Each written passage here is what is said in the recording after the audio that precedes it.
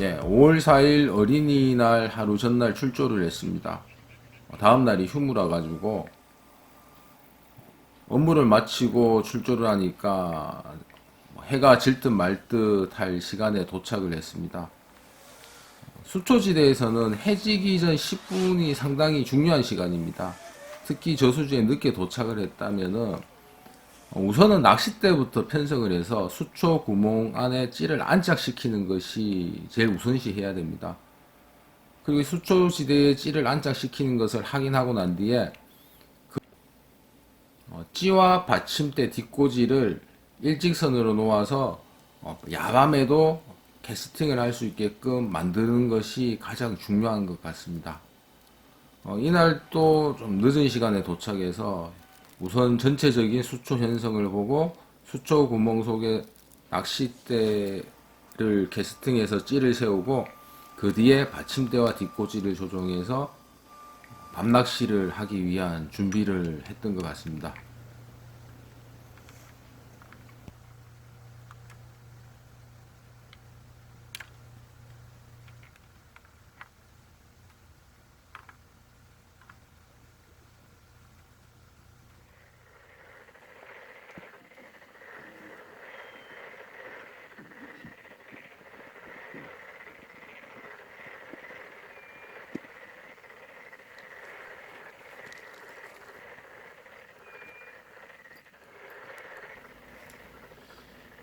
자생 참붕어와 새우를 채집해서 미끼를 던져 두었는데요.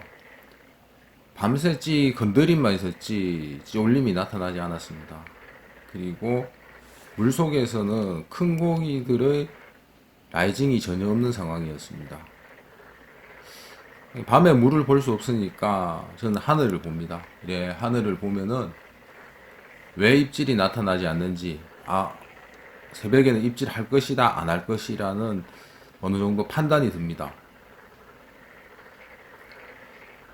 근데 그날 상황은요, 하늘에 구름이 확 덮여 있었습니다. 그래서 기상을보를 확인했죠. 다름이 아니라 내일 비 예보가 있었습니다. 오늘 좀 힘들겠다는 생각이 들었습니다. 예전 같으면은 그냥 의자 젖히고, 오늘 꽝이다, 잠을 청했을 겁니다. 하지만은 뭔가 좀 보여줘야 되기 때문에 새로운 변화를 시도했습니다. 수초지대에서 참 옥내림이 가능한 두 포인트를 선정해서 옥내림 낚시를 시도해 보았습니다. 그리고 새우, 참붕어 이런 미끼 대신 목줄을 좀 길게 하고 바늘을 좀 작게 써서 옥수수 미끼를 한 대를 사용했습니다. 그것이 주요를 했는지 월척은 아니지만은 그래도 붕어다운 붕어를 만날 수가 있었습니다.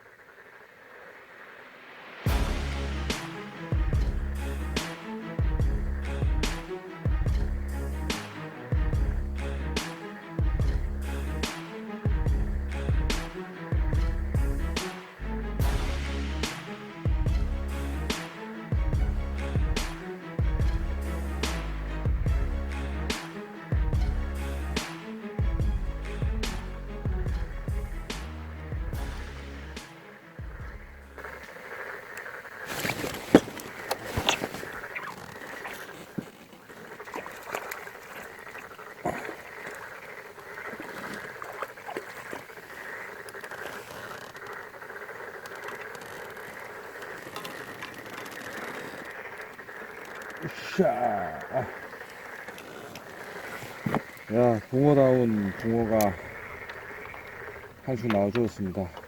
멋진 쫄림과 함께 나와준 녀석인데요. 야, 정말 소루지 황금 붕어입니다. 월척은 안 되겠고요. 약 한 8cm, 9cm, 28cm 정도? 그 정도 나오는 사이즈인 것 같습니다. 그래도 참 밤새 이래 기다린 보람이 있습니다. 좋은 붕어가 한 수 나와 주었습니다.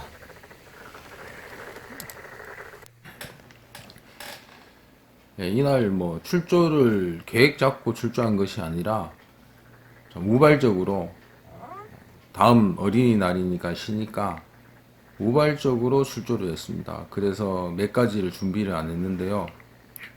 그중 가장 큰 실수가 파워뱅크를 충전하지 않고 출조를 한 것입니다. 파워뱅크 배터리를 짜내가지고 새벽까지 촬영을 했지만은요, 더 이상 이제 배터리가 없어서 아침 모습을 담을 수가 없어서 좀 아쉬웠습니다.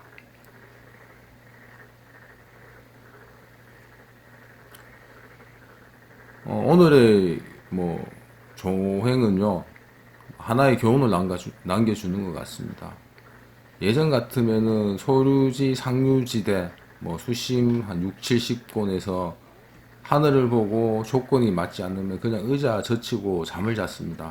하지만 강한 자가 살아남는 것이 아니라 살아남는 자가 강한 것이다. 살아남으려면은 변화에 적응하는 자가 살아남는다. 낚시를 하다 보면 시시각각 상황이 변하는 것 같습니다. 그 변화되는 상황에 맞게끔 자신이 할 수 있는 최선의 변화를 해보시는 것도 한번 해보시는 것이 붕어를 장낚을 수 있는 하나의 방법이 되는 것 같습니다. 새우, 참붕어, 원봉돌 바닥 낚시를 고집을 했다면은 아마 이날 꽝칠 확률이 8, 90% 이상 되었을지 모릅니다. 하지만 길목줄을 사용하고 찌를 세울 수 있는 공간에 옥내림이 가능한 지역에서 옥내림을 한 대 펼친 것이 그나마 붕어를 만날 수 있었던 이유였던 것 같습니다. 예, 금일 조행은 여기서 마치겠습니다. 예, 다음에도 붕어를 낚을 수 있는 방법에 대한 이야기로 또 꾸며보도록 하겠습니다. 예, 감사합니다.